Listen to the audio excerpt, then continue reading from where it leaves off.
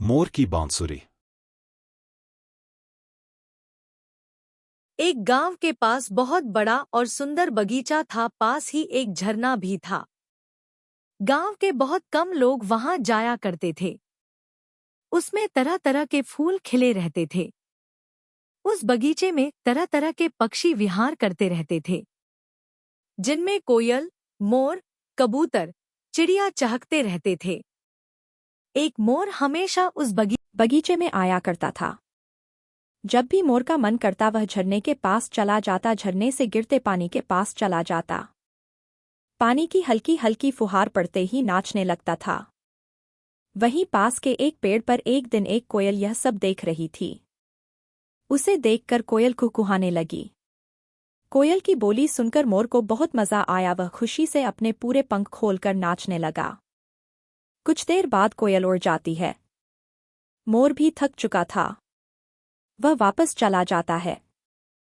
अगले दिन से यही सिलसिला चलने लगता है। पेड़ पर बैठी कोयल अपनी मधुर गले से बहुत अच्छा स्वर निकालती, जिसे सुनकर मोर नाचने लगता था। दोनों को बहुत मजा आता है। कुछ ही दिन में कोयल और मोर दोनों दोस्त बन जाते हैं। एक दिन मोर कोयल से पूछता है, कोयल बहन तुम इतना अच्छी आवाज में कैसे कुहुका लेती हो? यह सुनकर कोयल कहती है, मोर भाई ये सब तो ऊपर वाले की देन है। उन्होंने मेरे गले में इतनी मिठास भर दी है कि मैं जब भी बोलती हूँ मेरे कंठ से बहुत सुंदर बोली निकलती है। मोर को कोयल से जलन होने लगती है। वह सोचता है कि वह नाच तो अच्छा लेता है। अगर वह कोयल की तरह गाने भी लगे तो सब उसकी कितनी तारीफ करेंगे। काश कोयल का गला मुझे मिल जाए। इसी उधेड़बुन में वह नाचना छोड़ देता है। अब वह झरने के पास जाना भी बंद कर देता है। उधर कोयल हर दिन झरने के पास वाले पेड़ पर बैठकर कुहुकाती रहती थी, लेकिन मोर वहां नहीं आता। मोर का मन अब नाचने में नहीं लगता था।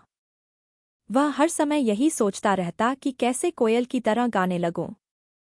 वह कई बार कोशिश भी करता, लेकिन उसके गले से आवाज ही नहीं निकलती थी। कुछ दिन बाद कोयल भी उस पेड़ पर आना बंद कर देती है। मोर जब भी कोयल को देखता वह उससे बात नहीं करता था। उसे कोयल से नफरत हो जाती है। एक दिन मोर एक पेड़ की डाल पर बैठा था। तभी उसे कोयल के जैसी बोली सुनाई देती है। वह ध्यान से देखता है कि गांव की गलियों में एक आदमी बांसुरी बजाता हुआ जा रहा है। मोर यह देखकर बहुत खुश होता है। वह सोचता है, अरे वाह, यह तो कोयल से भी अच्छी आवाज निकाल रहा है। क्यों न मैं इनमें से एक बांसुरी ले लूं। वह डाल डाल पर उड़ते उड़ते बांसुरी वाले का पीछा करने लगता है। बांसुरी वाला एक पेड़ के नीचे आराम करने के लिए बैठ जाता है और अपना बांसुरी का थैला वहीं पास में रख देता है। मोर चुपके से पेड़ के पीछे से जाता है और उस थैले में से धीरे धीरे एक बांसुरी चोंच से खींचने लगता है। बांसुरी वाला गहरी नींद में सो रहा था। मोर धीरे धीरे बांसुरी निकाल लेता है और बांसुरी को चोंच में दबाकर उड़कर एक पेड़ की डाल पर बैठ जाता है। मोर बहुत खुश था। वह सोच रहा था, अब मैं नाचकर और गाकर सबसे बढ़िया पक्षी बन जाऊंगा। अब उस कोयल का घमंड भी टूट जाएगा। बहुत कहती थी, ऊपर वाले ने उसे ऐसा बनाया है, अब तो मैं उससे भी अच्छा संगीत निकाल कर दिखाऊंगा। लेकिन अब समस्या यह थी कि वह बांसुरी बजाए कैसे। बांसुरी को छोड़ता है तो नीचे गिर जाएगी, इसलिए वह बगीचे में नीचे आ जाता है। बांसुरी को जमीन पर रखकर उसे चोंच में दबाकर फूंक मारता है, लेकिन चोंच की दूसरी तरफ से हवा निकल जाती है। बांसुरी बज नहीं पाती। इससे मोर बहुत परेशान हो जाता है। फिर वह सोचता है कि अगर मेरी चोंच न हो तो वह आराम से उस आदमी की तरह बांसुरी बजा लेता। वह एक पत्थर के पास जाकर जोर जोर से अपनी चोंच उसमें मारता है, लेकिन चोंच नहीं टूटती। फिर वह एक पेड़ के तने में अपनी चोंच फंसाकर तोड़ देता है। चोंच टूटते ही उसे बहुत दर्द होता है। वह दर्द से चिल्लाने लगता है, लेकिन कोई वहां नहीं आता। उसके बाद मोर बहुत रोता है। फिर भी वह किसी तरह बांसुरी बजाने की कोशिश करता है, लेकिन बिना चोंच के बांसुरी पकड़े कैसे, यह तो उसने पहले सोचा नहीं था। हारकर वह बांसुरी को फेंक देता है।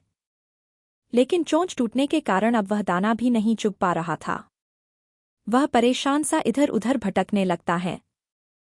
तभी कोयल की नज़र मोर पर पड़ जाती है। कोयल उसके पास आती है। मोर, क्या हुआ, ये चोंच कैसे टूट गई? मोर उसे सारी बात बताता है। यह सुनकर कोयल उससे कहती है, मैंने तो तुमसे पहले ही कहा था, ईश्वर ने जिसे जैसा बनाया है वही ठीक है। तुम सोचो, अगर मैं नाचने लगूं को कैसी लगूंगी? ईश्वर ने मुझे काला बनाया, लेकिन आवाज बढ़िया दी। तुम्हें इतना सुंदर बनाया कि सब तुम्हें देखने को तरसते हैं। तुम्हारे जैसा रूप किसी पक्षी का नहीं है। मोर यह सुनकर रोने लगा। सही कह रही हो, मैंने अपना नुकसान कर लिया। अब मैं दाना कैसे चुगूंगा? मैं तो मर जाऊंगा। कोयल बोली, चिंता मत करो, जब तक तुम्हारी चोंच पहले जैसी ठीक नहीं हो जाती मैं तुम्हारे मुंह में दाना डाल दूंगी। लेकिन तुम्हें पहले की तरह नाचना पड़ेगा। यह सुनकर मोर बहुत खुश हुआ। दोनों पहले की तरह नाचने गाने लगे। शिक्षा, दूसरों से होड़ न करके जो ईश्वर ने दिया है उसमें संतोष करें। Thank you for watching.